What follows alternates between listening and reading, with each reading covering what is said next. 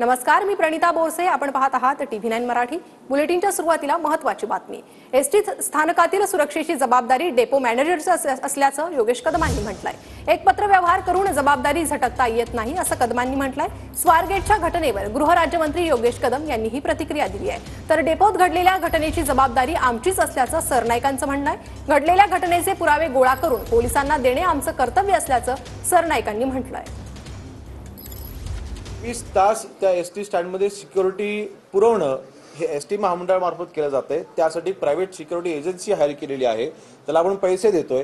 त्या private security एजन्सीच्या मार्फत तिथे सिक्युरिटी ही व्यवस्थित नाही ठेवली गेली, जी जबाबदारी डेपो मॅनेजरची आहे ना. आणि म्हणून मला वाटतं जर का सिक्युरिटी तिथे येत नाहीये, एक पत्रव्यवहार करून आपण आपली जबाबदारी झटकू शकत नाही. एक प्रायव्हेट एजन्सी हायर केलेली असताना ते प्रायव्हेट एजन्सी मार्फत तिथे सिक्युरिटी चे लोक आहेत की नाही, त्याची ड्युटी करतायत आहेत की नाही, ही देखील जबाबदारी त्यांची आहे. आणि म्हणून मला वाटतं ही टोळाटोळाचा हा प्रश्न नाही. हा मान्य करतो ना, जी जबाबदारी ती आमचीच जबाबदारी आहे.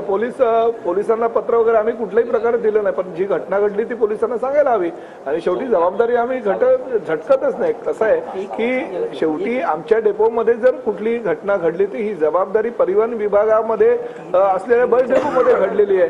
त्यामुळे त्याची वस्तुस्थितीची माहिती आणि पुरावे गोळा करून पोलिसांना देणं हे आमचं कर्तव्य आहे.